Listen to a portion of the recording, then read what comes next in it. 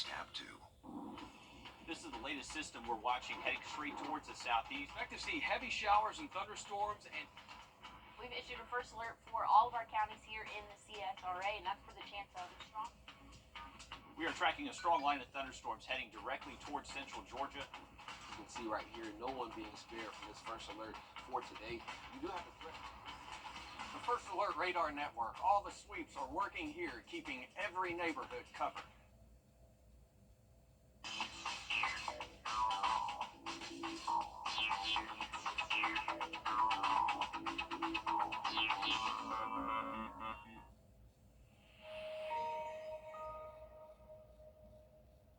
When you visit or work with Parker's Kitchen, your support makes a difference. You've helped us rank as Best Workplace in America. None of this happens without you. Thank you. Live from Augusta. Breaking news. Well, we continue to follow breaking news live at 5 after shots fired near an elementary school just minutes before dismissal. Good evening, I'm Will Rio. And I'm Meredith Anderson. This happening just after 2 o'clock near J.D. Lever Elementary in Aiken, also near the Aiken Regional Airport. We want to go live now to our Sydney Hood at the scene. Sydney, we're hearing a suspect was shot and a deputy was injured. That's right, Meredith, and we've still got a pretty heavy scene out here. I'm going to step out of the way so you can take a look at it for yourself, but deputies with the Aiken County Sheriff's Office tell us this all started, like you said, in the middle of the afternoon. It started whenever they got a tip from a local business here off of Columbia Highway about a man walking in the median here on the highway, and the Aiken County Sheriff's Office says that the tip that they got described the man as, quote, erratic, and whenever deputies got out here and confronted the man, that's whenever they broke out into an altercation, and ultimately that person was shot by a deputy, and then there was a deputy injured in the altercation, but the Aiken County Sheriff's Office says that that deputy was not shot. He was just injured in the altercation. Now, that is all the information that we have right now. Like I said, this is still a pretty heavy and active scene right now. You can see all of the deputies' cars lined up alongside Columbia Highway, just trying to figure out exactly what happened, and talking with some folks. I've been seeing people getting questioned out here as they try to piece all the puzzle pieces together. And of course, we're going to stay out here and continue to follow the latest updates as those come our way. But for right now, we're out here just monitoring the situation, and like I said, we'll continue to bring you the latest as it comes our way. Meredith and Will. Yeah, and this investigation may take some time with SLED now being involved out there. They're continuing their investigation. And Julius Evans is also live at 5 at the scene out there. And Julius, this is a stressful situation for our parents who are getting ready to pick up their young children there. Just in the last 30 minutes, we've heard from the Aiken County Public Schools to their response to this incident. What did they have to say? Yes, well, Meredith, we did receive that statement from Aiken County School District, and they said, around 2:30, 15 minutes before dismissal, that they did receive a recommendation from the sheriff's office, just saying, there's an altercation happening, there's someone erratic outside of the school, and with school procedure, they moved to secure. So, and then from secure, they moved into a lockdown where they had everything locked, doors closed, kids away from doors and windows. That's when everything started erupting as far as the suspect being injured, and then the deputy being injured as well. And since then, you can see now just traffic flowing a little bit better now, not probably to full speed as it normally would be, but all the deputies lined up right on the side of the school, traffic flowing in both directions right now. And as we can see, the buses left over an hour ago, and it seems like parents and kids have been accounted for, and everyone's loved ones are safe right now. All right, thanks for that, Julius. Again, to reiterate, one person shot, a deputy pulling the trigger. The deputy not shot, just injured during that altercation. Again, this is near a school, not involving the school, also near Aiken Regional Airport. Yeah, very busy area there. And again, just in the last 15 minutes, we learned that SLED is involved in this investigation. They're out there right now. This is still a very active scene, as you can see right there behind Julius. We expect to learn more as the evening continues, as we heard from the Aiken County Public School District as well. They got that recommendation from law enforcement very quickly that they had this subject outside. Then they implemented their their security safety plan as well to get people locked down quickly. Yeah, 15 minutes before school let out. So it was a quick decision, and law enforcement, of course, acting quickly as well. Absolutely. And we'll continue to follow this as we get more updates throughout the evening. But we'll send things over to First Alert Chief Meteorologist Riley Hale with a look at our weather. Riley. We're going to continue that first forecast in just about 10 minutes. Thanks, Riley. In Georgia, families are left sifting through debris and attempting to clean up after last night's powerful storms. In Atlanta, a tree crashing through a home nearly hit a 7-year-old while he was sleeping. Now, you can see the ceiling caving in and pieces of drywall on the bed there. Branches from the tree ripped through the roof, through the attic, and into a young boy's bedroom. His father tells us that his child was asleep when this happened and was clearly in shock when speaking with our sister station in Atlanta overnight. I was scared. I didn't know where my son was because he was in debris. I was literally in the shower when it happened. I didn't know what was going on. The young boy was not hurt, and nobody in the home was hurt as well. Definitely a close call there as these powerful storms ripped through the Peach State. The girlfriend of a convicted killer has admitted to... It'd be hard to believe, but some South Carolina students are already back in school. In total, a dozen districts across the state will return to the classroom before the calendar turns to August. Many in our area. As State House reporter Mary Green explains, it's part of a growing trend in South Carolina of students going back earlier and earlier. State law says students in South Carolina public schools should return to the classroom no earlier than the third Monday in August. But this year, all but 2 districts will already be back by that point. That doesn't necessarily mean they're in school year-round, but it does give them added flexibility in their schedule, including when they set their first day. This year, 70 districts have adopted these calendars and will begin school technically before state law says they can on August 19th, when the last 2 districts return. That's up from previous years. Last year, 61 districts went back before the third Monday, and the year before, just 21 did. Sherry East with the South Carolina Education Association says the jury's still out on whether this trend is beneficial or if it needs some closer oversight. We're kind of watching to see. We're hearing a lot of complaints right now because it shortened your summer one summer. But then next year you'll make up for it. You'll get out earlier. And with so many districts adopting modified calendars this year, it raises the question of whether the state law setting that mandatory start date is now obsolete. East says she believes it's certainly worth lawmakers taking a closer look at it. Reporting from the State House, I'm Mary Green. In our area, Aiken and Edgefield County schools are already back in session. Barnwell, Allendale, Saluda, Jefferson, Jenkins, Emmanuel, Washington, and Richmond County schools are next, starting next Thursday, August 1st. Everyone else is back in school by August 6th. A North Carolina man is searching for the strangers who helped save his life after he nearly drowned in North Myrtle Beach. Mike and Sandra Burton were at the beach in June when a relaxing day turned into a fight for Mike to stay alive. He says a large wave hit him, knocking him unconscious. His wife says several strangers quickly jumped into action, pulling his body from the water. 5 of those strangers identifying themselves as doctors and nurses and set to work on keeping Mike alive. He would not give up. Every time they said no pulse, he continued. As if it was his father or his brother. Thankful that they was there, and whatever I can do, without a doubt, I would do it. Without God using them, he wouldn't be here. Doctors say Mike's recovery was remarkable, and now, as he has this second chance at life, he and his wife are looking to find and thank those strangers. Riley?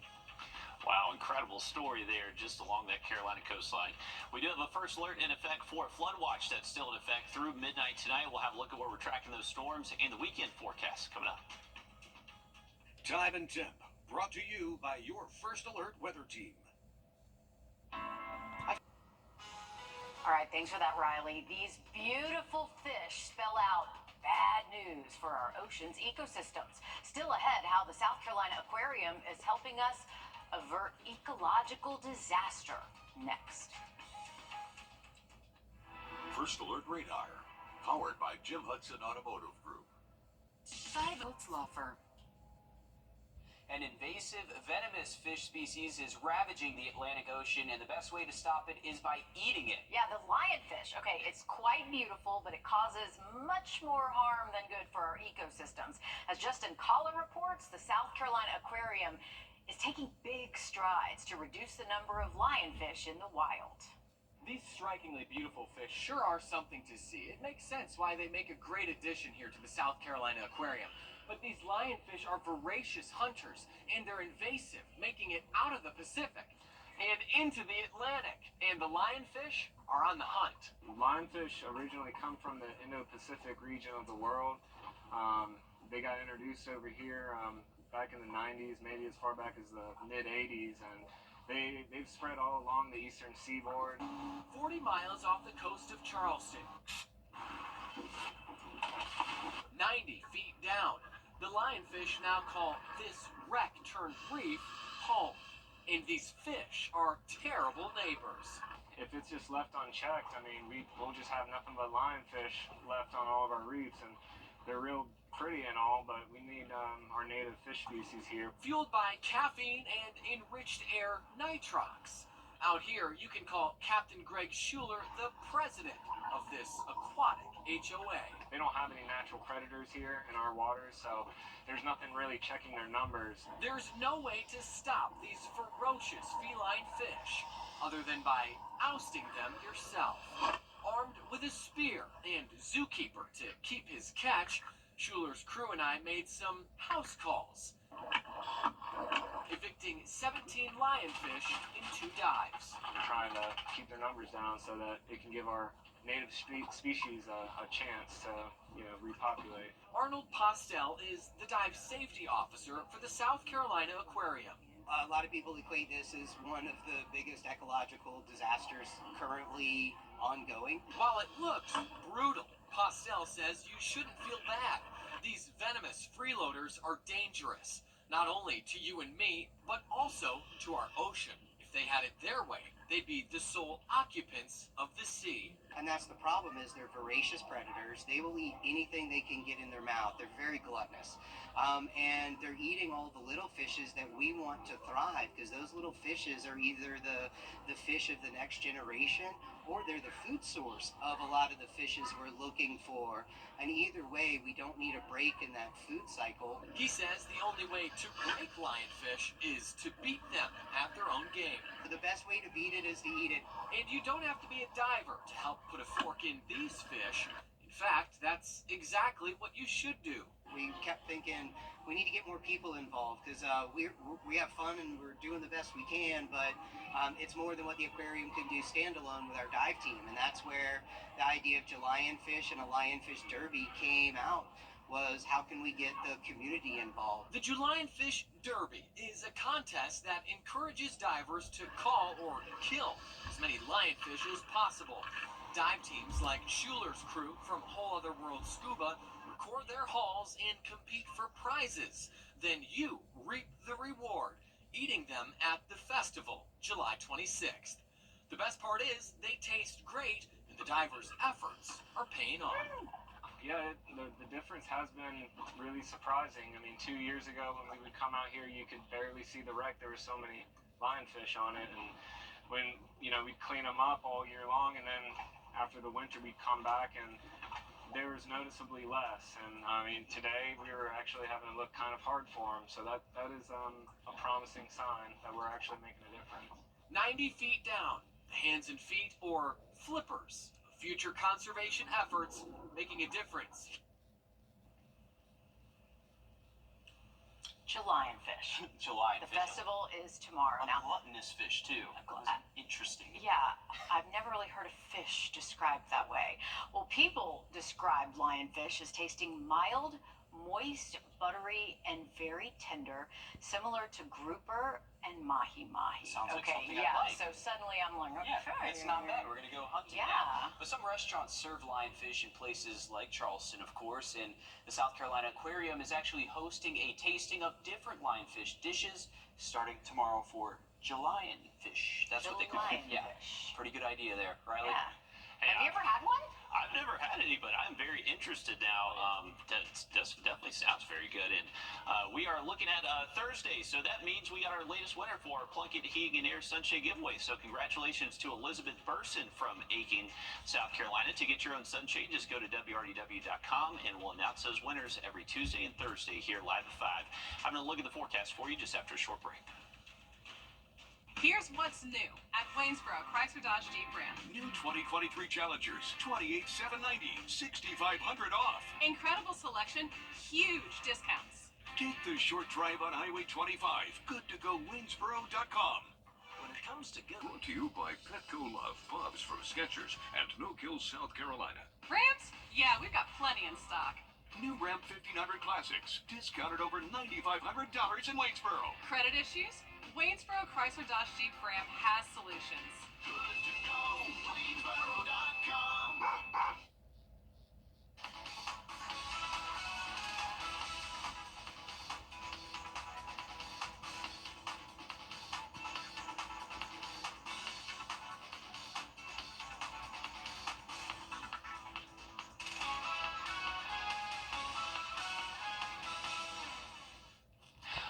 Save your route, save your money. First Alert Radar, powered by Jim Hudson Automotive Group. Parker's House, a home for women, provides security for women as they seek safe and stable housing. Round up at checkout in Parker's Kitchen and we'll match 25% of your donation. Live from Augusta, breaking news. Live at 5 continues. Aiken Elementary School going into lockdown this afternoon as deputies confront a suspicious suspect nearby. The incident ending with a deputy being injured and the suspect shot. Good evening, I'm Will Rio. And I'm Meredith Anderson. This all happening just 15 minutes before school dismissal today as parents were getting ready to pick up their little ones during the first week back in the classroom. Your Sydney Hood is live at 5 on Columbia Highway North at the scene in Sydney. That scene behind you is still pretty active. It is, Meredith, and it's actually starting to die down right now. Just within the last 3 minutes, deputies have cleared up the crime scene tape behind me. I'm going to step out of the way so you can get a better look at it for yourself. But deputies tell us this all started in the middle of the afternoon whenever they got a tip about a man who was walking in the median of the highway in front of me. This is Columbia Highway. But in that tip, deputies say that the business here that gave them the tip told them that they saw a, quote, erratic man walking in the median of the highway. And once deputies arrived on the scene, they confronted the man, and that's when it broke out into a fight. And deputies say that led to the man getting shot by a deputy. And then they also say that a deputy was injured in the altercation. Now, again, this all took place near J.D. Lever Elementary School, but it didn't have anything to do with the school. Deputies say all students are accounted for and they are safe as far as school goes. Now, a parent did tell us that they received a text message saying that the school was on lockdown, and once law enforcement confirmed it was safe to do so, the school district lifted the lockdown. And we did get a statement from Aiken County Public Schools saying they collaborated with law enforcement to begin after school dismissal. Now, in terms of traffic now, things have started to pick up around here. Just whenever we got out here about an hour or so ago, things were moving pretty slowly around here on Columbia Highway. But as you can see right here, traffic is flowing, traffic is moving as the scene starts to die down a little bit more. But deputies are still behind me investigating the scene. Saw some crime scene photographers taking pictures back here as they continue to investigate the scene. We are still getting updates as we speak right now, but we are going to continue to stay on the ground and bring you the latest as deputies come over here and tell us more. Back to y'all. And Sydney, just in the last 30 minutes, we found out that SLED was investigating this incident where a deputy was injured, a suspect shot here. In some of that video there behind you, we could see those SLED agents picking up what seemed to be evidence in some of those evidence bags as well. So still an active scene. It looks like they're starting to clean up their investigation out there. Yeah, and it is just procedure whenever there is an officer-involved shooting to call in SLED, the South Carolina Law Enforcement Division, to do their independent investigation. Also important to mention, too, just to reiterate, in case we weren't very clear, The deputy who was injured in this incident today was not shot. They were just injured during the altercation. The only person who was shot was the man who was reported as being erratic in that median. Yeah, and going back to the school's response to all this, law enforcement actually contacted the school and told them that this situation was going on outside. That's when they implemented their security plan very quickly and put the school on lockdown. That's when many of you may have figured out that the school was on lockdown. Something was going on out there. So some quick thinking from the school to get that situation shut down there so law enforcement could continue their investigation. Yeah, and something interesting to note as well, a lot of places, a lot of law enforcement agencies were doing active shooter drills today. Yes. Those were happening across the area because of instances like this. I mean, schools starting just this week in many of our South Carolina schools. Of course, we're starting next week in some of our larger counties across the river. So it took a minute to understand that this was actually a scene rather than a drill like so many agencies were doing today. Yeah, and so much more information coming out of this. Of course, we'll continue to follow this and bring you live updates right here on air and also on our website, WRDW.com. As we switch over to weather now, we'll check in with First Alert Chief Meteorologist Riley Hale. Yeah, guys, we're still continuing that, and once again, a much nicer weekend outlook in just about 10 minutes. All right, sounds good. Thank you, Riley. Burke County deputies say they've arrested this man after a standoff on Kilpatrick Road. Now, this all happened around 12:30 this afternoon when authorities got a report of a suspicious vehicle parked in a wooded area. That's when they say they encountered 44-year-old Kenneth Shelton, who has active felony warrants and, we're told, had run from law enforcement earlier this week. Deputies say Shelton barricaded himself in a home where Shelton's girlfriend reported she and their 3-year-old were staying. Deputies eventually forced entry, safely recovered the child, and took Shelton into custody. Kenneth is charged with cruelty to children in the 2nd degree, felony probation violations, and obstruction of a law enforcement officer. The Columbia County Board of Education unanimously voting to reduce the millage rate. That means the tax rate levied on real estate and property taxes has been decreased with a millage rate of 17.10%. That means roughly $17 in taxes are levied on every $1,000 in assessed value. This is the 4th year in a row the board has approved a reduction for the community. Of course, this comes after the board proposed an increase to the rate, which would increase taxes by almost 5%. Fox Creek High School is the next of our local schools to head back to the classroom. Today we stopped by the North Augusta School as they held their back-to-school rally. It looks like the freshmen, sophomores, juniors, and seniors held a bit of a friendly competition with a variety of challenges. Aiken and Edgefield counties are back in the classroom already as well, with the rest of our area all back at school by August 6th. And today was the grand opening for the new Lowe's food store in Aiken. It's at the intersection of Whiskey Road and Powder House Road.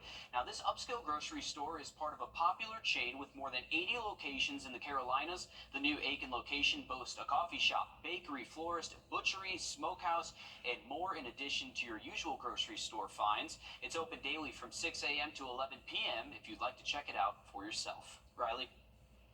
Well, we are looking at dark, stormy skies across the area again this afternoon. Likely going to continue that rain risk up until midnight tonight. Have an update on the forecast just after break. And an athlete from Georgia is about to compete against the world's top athletes in Paris. Still ahead, how his story acts as a reminder that small-town talent can just as easily reach the world stage. Time and temp, brought to you by your First Alert weather team. Join us right. I know it isn't just me. It is harder to understand what the actors are saying on television. I'm Jamie Tucker. The FCC is about to make it easier for us all to use closed captioning. I'll explain coming up. First Alert Radar, powered by Jim Hudson Automotive Group. Truck accidents. It's not just you. Millions of people report having increased difficulty hearing television shows and movies these days. I thought I was just getting old. Well, that's led to an increase in people using closed captioning. Hey, I'm right there with you. So okay, good. That makes me feel better. Our consumer tech reporter Jamie Tucker explains the FCC is now aiming to make it easier for everyone to use closed captioning. What the Tech, sponsored by Augusta Preparatory Day School. A new survey suggests about half of all TV viewers use closed captioning, and there are a few reasons for that. TV viewers are aging and losing some of their hearing. Manufacturers, in their attempts to make TVs thin, sacrifice the sound quality of the speakers. And 3, movie studios turn up the volume of sound effects at the expense of dialogue. So it isn't just your ears, it really is harder to pick up on what the actors are saying. But the FCC heard complaints that closed captioning is kind of difficult to use, so it's ordering manufacturers to make some changes. This new order requires manufacturers of TVs, streaming devices, and set-top boxes to make it easier to find and customize closed captioning settings, giving viewers greater control over the display. For example, if you have TVs of different brands in the house, their closed captioning settings are in different places in the menu. I found that just because you turn on subtitles in the TV settings, they don't always display if you switch to a streaming device or channel. You have to go into those settings to make changes. This LG TV allows customization of the color, font, and size of the subtitles, but this Samsung TV does not. The FCC's order will require manufacturers to make closed captioning settings readily accessible and consistent. Good news for 48 million Americans who are deaf and hard of hearing, and good news for everyone else who just wants to understand what the actors are saying. That's What the Tech. I'm Jamie Tucker. And the FCC did not say when the rule change will become effective. South Carolina industry leaders say more needs to be done to keep up with and compete against Georgia's film industry. A way for the Palmetto State to do that is through tax incentives for filmmakers. Cash rebates would allow filmmakers to get a certain portion of their money back if they spend it in South Carolina. Now, this applies to people employed, rental locations, catering, and more. However, there is a threshold for this tax incentive that excludes smaller productions. South Carolina does have film incentives, but really it's more for the bigger projects. Like you've got to have $1 million before you can take advantage of the film incentives. There have been times where we've done 3 to 4 films in a year, but ours are usually on the lower side, maybe 300,000. And so if we do 4 films and we're going over the $1 million threshold, it doesn't matter because it has to be $1 million for the one project. The money for these cash rebates comes from the admissions tax and $10 million from the state's general budget. Industry leaders are hoping South Carolina considers lowering this threshold so films with smaller budgets can choose to film in the Palmetto State. Well, round 2 of the Palmetto Amateur is just finishing up. While the rain did fall, it didn't pause those early tee times. Alyssa Lyons takes us to the course where some golfers count themselves lucky they were able to get a round in before tomorrow's cut.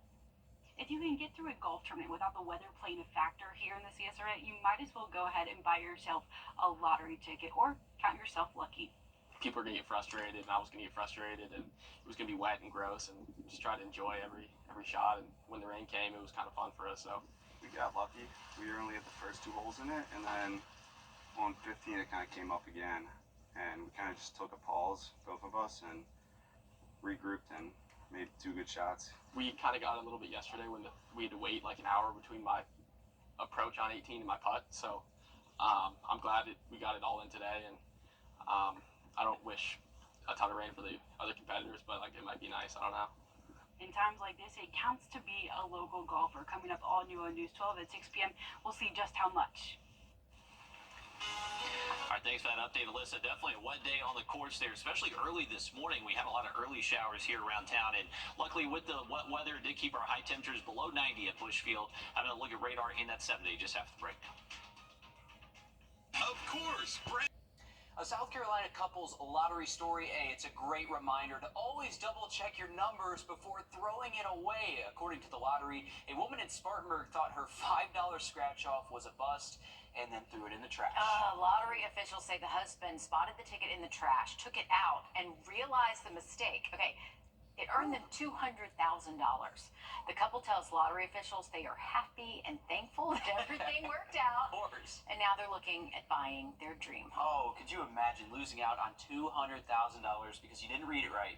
No. Unbelievable. Yes, I mean, that would be my luck, to be honest.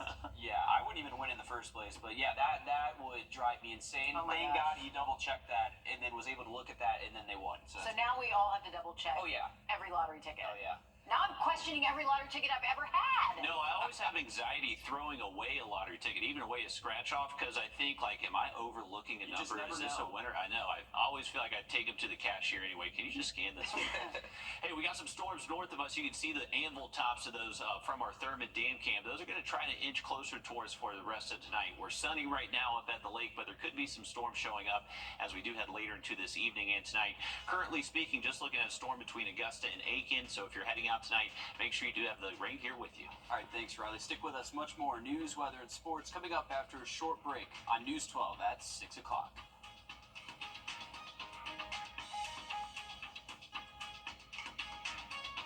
I'm here for you. I'm Nora O'Donnell with